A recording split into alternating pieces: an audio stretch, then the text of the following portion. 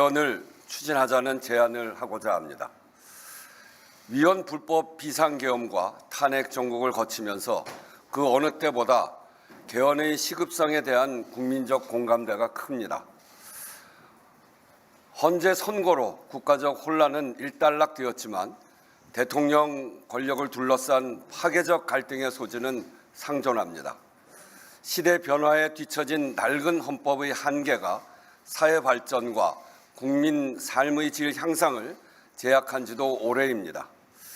극단적 대결 정치를 끝내자는 정치개혁 요구, 국민 삶의 질을 바꾸자는 민주주의를 하자는 사회개혁 요구가 개헌으로 집약되고 있습니다. 개헌은 지난 4개월 극심한 갈등과 혼란으로 온 국민이 겪은 고초를 대한민국 대전환의 기회로 바꿔내자는 시대적 요구입니다. 그동안 대한민국이 쌓아온 모든 성취를 일거에 무너뜨릴 뻔한 비상계엄 사태는 막았지만 다시는 이런 일이 벌어질 수 없도록 근본적인 처방이 필요합니다. 비상계엄이 헌법의 잘못은 아닙니다만 이번 기회에 헌법을 보완해 구조적 방벽을 세워야 합니다. 민주주의를 지탱하는 견제와 균형의 원리가 헌법을 통해 작동하게 만드는 것이 핵심입니다. 승자 독식의 위험을 제거하고 국민 주권으로 가기 위해 권력을 분산하고 국민 통합으로 가기 위해 협치와 협력을 실효적으로 제도화하는 것입니다. 국민 주권과 국민 통합을 위한 삼권 분립의 기둥을 더 튼튼하게 세우는 개헌이 필요합니다. 변화된 사회상과 국민적 요구를 담아내는 것도 시급합니다. 87년 개헌 후 38년 상전벽해 같은 변화가 있었습니다. 민주주의와 함께 비약적 경제 성장으로 선진국에 진입했고 국민의 주권의식도 더욱 높아졌습니다. 그러나 저출생, 고령화, 양극화 같은 구조적 위기가 깊어졌고 기후위기, 디지털 전환 같은 새로운 도전도 마주하고 있습니다. 법과 제도로 길을 만드는 일, 그중에서도 가장 큰 대로인 헌법을 제때 손보지 못해 현실과 헌법의 분리, 심지어 병리 현상이 벌어지고 있습니다. 헌법에 시대와 조응하는 생명력을 불어넣는 개헌이 필요합니다. 개헌을 성사시키려면 대다수 국민이 필요성에 공감하는데도 그간 번번이 개헌이 무산된 이유부터 해결해야 합니다. 제6공화국 출범 이후 지난 6번의 대선마다 주요 후보 대부분이 개헌을 공약했지만 구체적 절차가 진행된 것은 단 한 차례에 불과합니다. 국회에서도 18대 2008년 이후 20년 가까이 공식적인 개헌 논의를 반복했지만 성사시키진 못했습니다. 정치 세력, 각자의 셈법이 다르고 이해관계가 부닥쳤기 때문입니다. 권력구조 개편 문제가 가장 컸습니다. 여야의 자리에 따라 정치 지형에 따라 셈법이 달랐습니다. 대통령 임기 초에는 개헌이 국정의 블랙홀이 될까 주저하고 임기 후반에는 레임덕으로 추진 동력이 사라집니다. 이 악순환을 반복하지 않으려면 새 대통령의 임기가 시작되기 전에 물꼬를 터야 합니다. 권력을 분산하여 국민 주권, 국민 통합을 이루어내라는 시대적 요구, 개헌 방향성이 가장 명료해진 지금이 개헌을 성사시킬 적기입니다. 이번 대통령 선거일에 개헌 국민투표를 동시에 시행할 것을 제안합니다.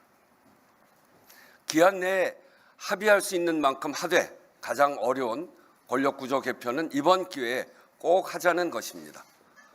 부족한 내용은 내년 지방선거와 함께 2차 개헌으로 추진할 수 있을 것입니다.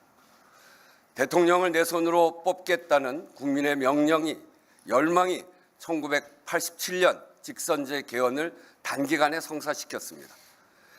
지금 국민의 열망은 극한 정치 갈등의 원인인 제왕적 대통령제, 승자 독식 정치 구조를 바꾸라는 것입니다. 이제는 국민이 직접 대표자를 선출하는 것만으로는 안 되고 대통령부터 국회까지 그 대표자들이 제대로 일하게 만들어야 한다는 것입니다. 국회가 이 열망에 책임 있게 응답하면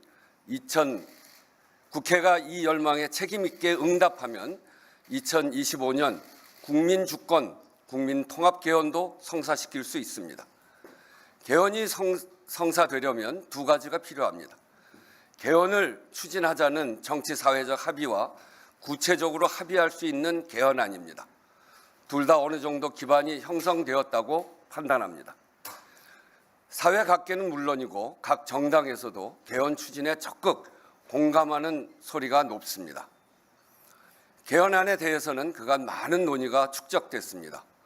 어떤 안으로 갈지 선택만 하면 됩니다. 국회의장도 그동안 자문위원회를 운영하면서 국회 개헌특위가 구성되면 언제든 뒷받침할 수 있도록 준비해 왔습니다. 남은 과제는 개헌 절차에 들어가는 것입니다. 국회 각 정당의 개헌 투표를 위한 국민투표법 개정과 국회 헌법개정특위 구성을 제안합니다. 현재로서 개헌에 대한 국민적 요구를 가로막는 가장 큰 절차적 걸림돌은 국민투표법입니다. 헌법 불합치 판정을 받은 재외국민투표권 조항을 개정해야 합니다. 1989년 이후 거의 제자리여서 사전투표제, 선거 연령 하향을 비롯해 참정권 요구를 꾸준히 반영해온 공직선거법과 불합치하는 내용도 적지 않습니다. 참정권 침해를 해결하고 공직선거와 동시투표의 법적 근거를 만드는 국민투표법 개정이 시급합니다. 촉박하지만 이미 개정안이 발의되어 있습니다.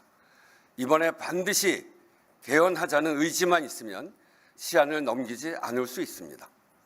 논의를 서둘러 주실 것을 각 정당에 요청합니다. 둘째로 즉시 국회 개헌특위를 구성합시다. 개헌 절차에 따른 소요 시간을 고려할 때 신속하게 1차 최소 개헌안을 합의하려면 특위 구성이 시급합니다. 큰 방향에 대한 국민적 요구가 분명하고 각계 여러 단위에서 제안된 내용도 충분한 만큼 헌법 개정안이 최대한 빠르게 도출될 수 있도록 국회의장도 최선을 다해 뒷받침하겠습니다. 사람 없이는 아무것도 이룰 수 없지만 제도 없이는 아무것도 지속할 수 없다는 말이 있습니다. 대한민국은 위기를 만날 때마다 국민의 역량으로 극복해 왔습니다. 이제 대화와 타협의 정치, 국민을 통합할 수 있는 정부를 만드는 제도적 장치로 정치 사회 갈등을 줄이고 새로운 도약을 위해 국가 역량을 쏟아야 합니다. 그래서 지금 개헌입니다. 세계가 대한민국의 민주주의 회복력에 주목하고 있는 이때 성공적 개헌을 통해 다시 한번 대한민국의 민주주의 역량을 보여줍시다. 감사합니다. 네, 개헌 담화문 발표 들으셨고요. 이어서 언론인 여러분들과의 질의응답 순서로 넘어가겠습니다. 질문 있으신 분들은 손을 들어주시고요. 질문에 앞서서 소속사를 밝혀주시면 대단히 감사하겠습니다. 그동안 한국일보 우태경입니다. 그동안 이제 탄핵 인용 때까지 의장님께서 많은 수고를 기울여 주셨는데 그동안 수고 많으셨고요. 네. 이제 탄핵이 인용되자마자 개헌을 이제 제안을 하셨는데 이제 이게 여야 정당들에게 요청을 하신 거니까 여야 정당들과 사전에 좀 물밑 교감이나 접촉들은 있었는지가 또 궁금하고요. 이제 그동안 개헌이 어려웠던 이유로 대선에서 공약을 했기 때문에 대선 후에 이제 논의가 어려웠다라고 판단을 하셔서 이렇게 대선 전에 할 것을 제안하신 것 같은데 대선 전이라 하더라도 이제 개헌을 논의하기에 어려운 조건인 것은 마찬가지가 아닌지 오히려 시간적으로 촉박한데도 왜 지금 꼭 이제 대선 전에 필요하다고 보셨는지도 설명을 좀 부탁드리고 싶습니다. 네, 22대 개헌 이후에 국회 개원 이후에 개헌에 대한 논의는 꾸준히 진행이 됐습니다. 그리고 저도 지난번 재헌절 때 개헌을 아주 강력하게 주장을 했었고요. 그 필요는 뭐 더 두말할 필요 없이 우리가 후진국에서 선진국이 되는 그 엄청난 큰 변화의 핵심 기간이 지난 87년 개헌 이후에 40년 그 기간 동안 큰 변화를 했거든요. 민주주의 발전 또 우리 경제 성장. 근데 이 개헌 이 법이라고 하는 게 사회 변화 또는 앞으로 나아가야 될 방향에 대한 길을 만드는 일 아니겠습니까?